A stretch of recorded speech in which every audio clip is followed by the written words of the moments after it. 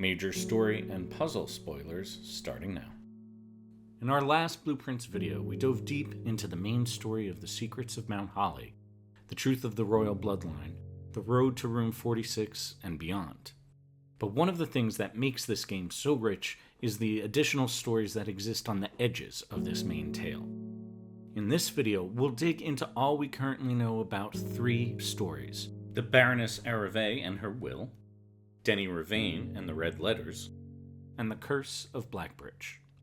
This video assumes that you have knowledge of the main characters and main story points, like the Red Letters, the conflict between Fen and Orinda, Mary's role in the resistance movement, and Simon's eventual ascension to princehood. If not, I have a video that covers all of that stuff that I'll link in the description, and I'll put a card above. Timestamps are below. Let's get going. In 1912, the 80 acres of woods, streams, waterfalls, and cliffs that sit in the northern shadow of Mount Holly was passed from Lord Arthur Clementine to Lady Auravei of Trinsdale. Baroness Auravei is our player character's great-grandmother, and the mother of our granduncles Herbert and Simon Sinclair. Most importantly to her, Auravei was an architect, and it is this passion that fully captured her attention. It was Auravei who designed and drafted the original 46 rooms of the Mount Holly estate. Originally, she had an intention for the estate to become public in some way to the citizens of the realm, but as she grew closer to finishing the project, she became attached to it. She called the estate the work of her career. She also had a distrust of the realm and people of Fen. In her final will, Auravei writes, "May my will be written in the shade of truth that has sheltered my loved ones from the villainy of country and countrymen." Lady Auravei, like the rest of her family, is Orindan, a realm that was taken over by Fen in the late 1800s. In many ways, Auravei seems most similar to her oldest son, our granduncle Herbert. They both have an interest in kind of ridiculously complicated puzzles, and are both individuals that approach their work with an intense focus and attention to detail. But her relationship with Herbert seemed to be distant, and she clearly favored her other son, Simon. In her will, she gives Simon her entire library, saying that Simon, much like myself, finds greater delight in the realm of imagination than in the mundane realities of everyday life. She gives her husband, Tomas, a keepsake of his choosing. And Herbert? Well, Herbert gets nothing. In her will, she states that this is because Herbert will inherit his father's fortune and his company, Cinca, so he needs nothing from her. No wonder she's in the attic. At some point, maybe soon after her death, Lady Auravei gave her son Simon, our granduncle, a clue to a puzzle she had hidden within the estate. It was a cipher consisting of 25 words. Simon labored for his entire life trying to solve it. He pored through his mother's materials to try to find hints to a solution, but never did. Upon Simon's death, Herbert found the cipher note in his brother's belongings. He recognized his mother's handwriting, and the discovery was a bittersweet reminder of his mother's favoritism. Despite puzzles clearly being Herbert's passion, this note was given only to Simon. Like his brother, Herbert labored for years trying to solve the cipher to no avail, and eventually he passed the note along to our player character, Simon. Our Simon, thankfully, had something much more powerful than his granduncle's cleverness with puzzles. He had thousands upon thousands of nerds on the internet. With this in his back pocket, Simon is able to decipher the code, revealing the sentence, "Still water tints blank books." After discovering a distillery hidden behind a brick wall in the trading post, Simon uses the water in that still and pours it over the 2 blank books in the estate's library. It reveals messages from the Baroness Auravei to her son Simon, congratulating him on getting as far as he had, and giving him 2 more hints for the rest of the puzzles. Also in the message, the Baroness drew a spiral with thorn-like protrusions sticking out of it. Underneath it are the words "tended rose vine." The same drawing appears in Lady Clara's chamber on aged paper with the words "Does it never end?" In the music room, there's a drawing of a treble clef with the words "denoted in verse" on it. That phrase also appears in Mary's draft of A New Clue. These 3 phrases are all anagrams of each other. The symbol itself is a reference to the Spiral of Stars constellation in the Arindian night sky. I believe the significance of this spiral shape is mostly symbolic for Lady Auravei and her descendants. A representation of a long, difficult journey that they walk to their freedom, or some truth that they're hoping to discover. The path to the end is filled with challenges, and that end is both close and yet incredibly far away. A similar symbol appears in the wood grain of the chest that Simon opens that says, "There is no end to this journey." Our player character Simon eventually solves the next step of his great-grandmother's puzzle and finds a blue door, behind which is Lady Auravei's workshop. This is where she drafted the Mount Holly estate. Within the workshop is a large area containing a full-size draft version of the Mount Holly estate, with a unique maze-like layout and various colored lanterns hanging from the ceiling. There's also quite a lot of Mora Jai boxes. This is the final part of her puzzle, and its solution leads Simon to the original Room 46. In there, he finds Lady Auravei's true will, printed on blue paper. In her will, Lady Auravei grants the ownership of the Mount Holly estate not to a living family member or future descendant, but to any individual that finds this blue will within her maze. She says, "It is my firm belief that the challenge of uncovering this secret far outweighs any other measure of worthiness, including familial connection. Anybody who finds this blue testament, as she calls it, and presents it to Auravei's executrix will have full ownership of the estate and its land." It's a reasonable assumption that her main hope here was to enable Simon to own the estate instead of her eldest son, Herbert. This would explain why she only gave Simon the cipher and why future clues were addressed just to that one son.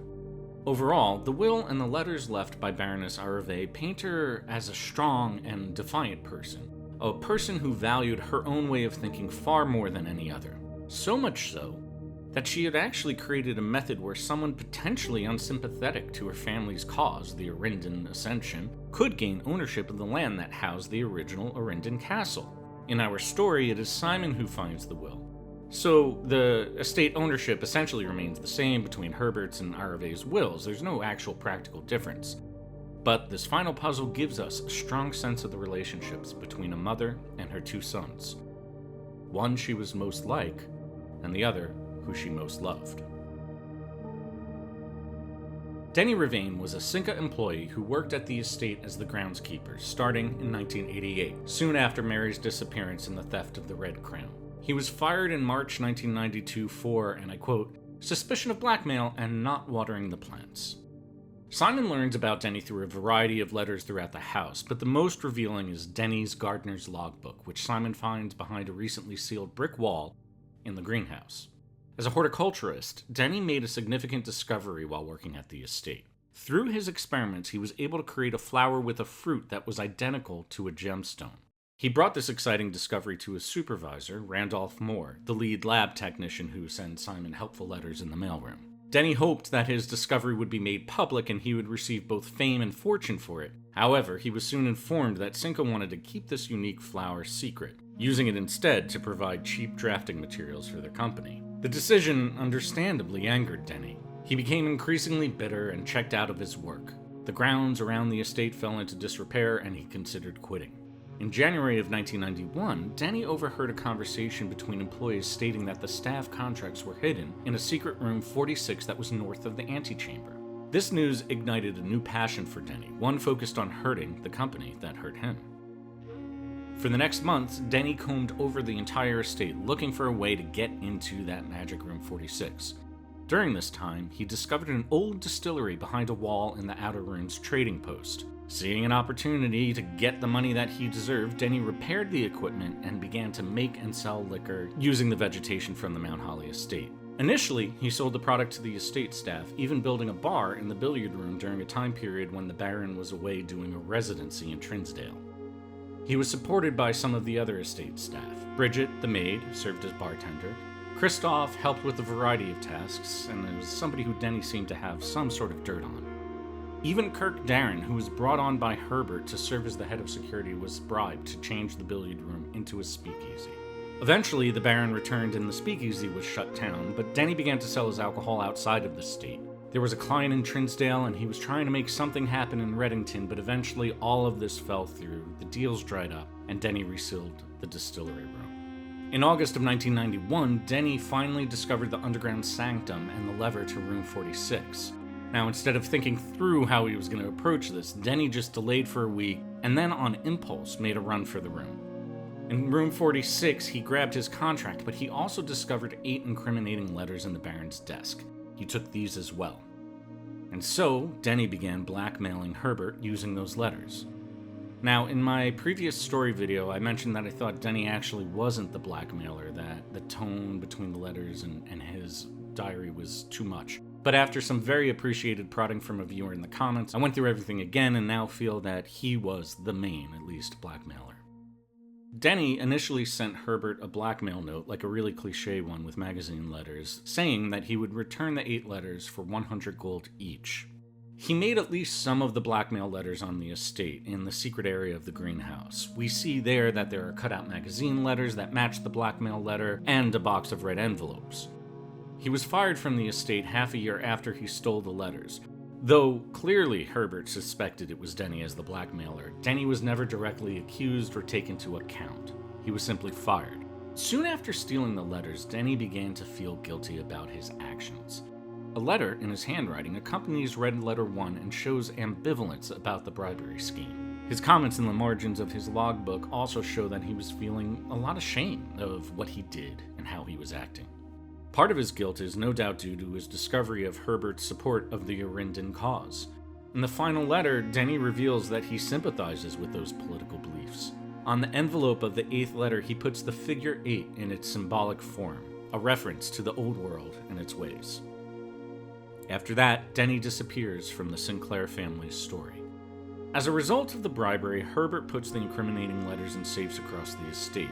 He keeps the letters for Simon, knowing that they will be vital for him understanding his mother and her sacrifice. He creates a last-minute puzzle in the paintings of the estate that will lead him to those letters.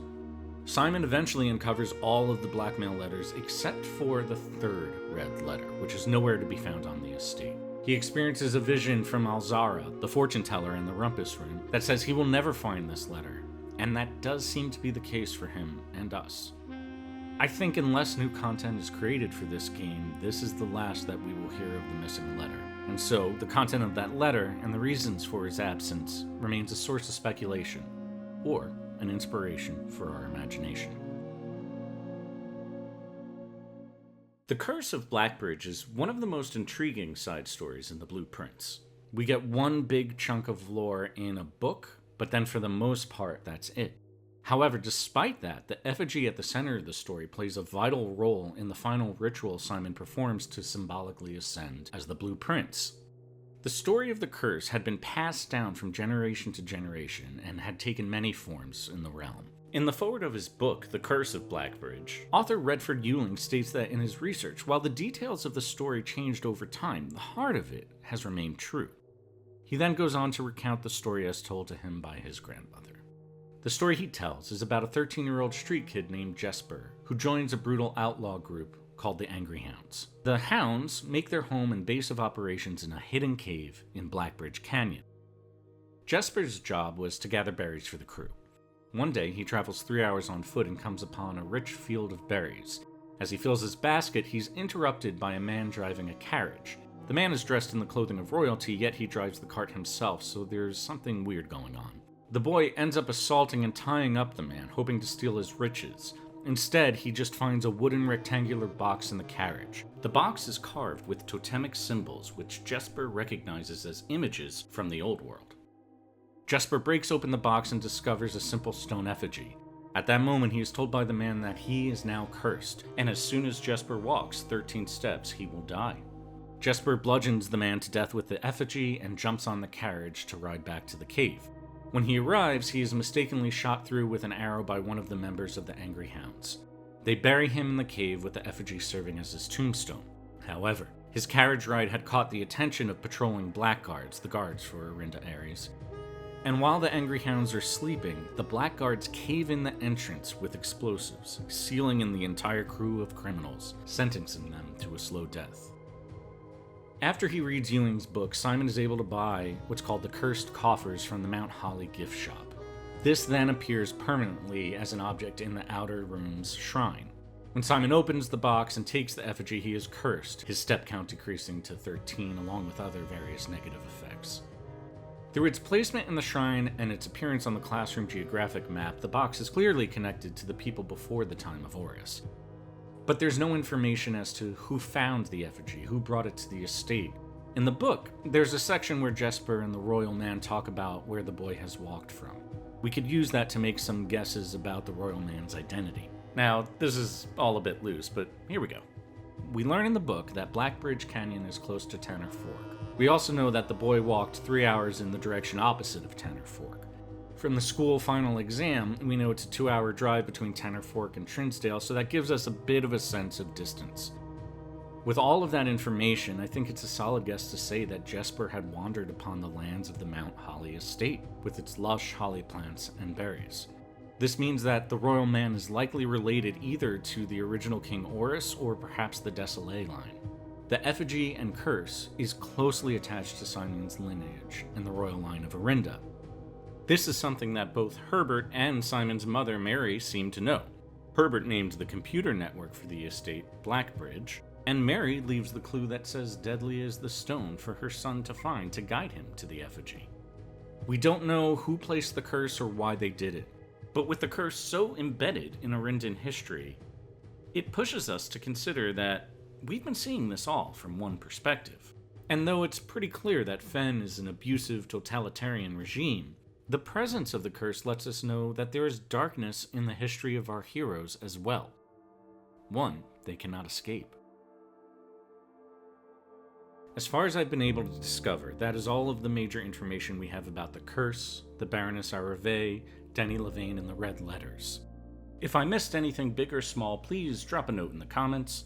But in the meantime, I think it's best to leave this video with the words that Baron Herbert Sinclair wrote to his grandnephew when he passed him his mother's insolvable cipher. He says, "I wonder if we really need to obtain answers to all of life's questions. Must we always quench our thirst for knowledge? At my age, I often find myself looking back at the long path behind me, and I think I am content to leave a few stones unturned. A life without some mystery is a life without imagination." Thanks for watching, folks.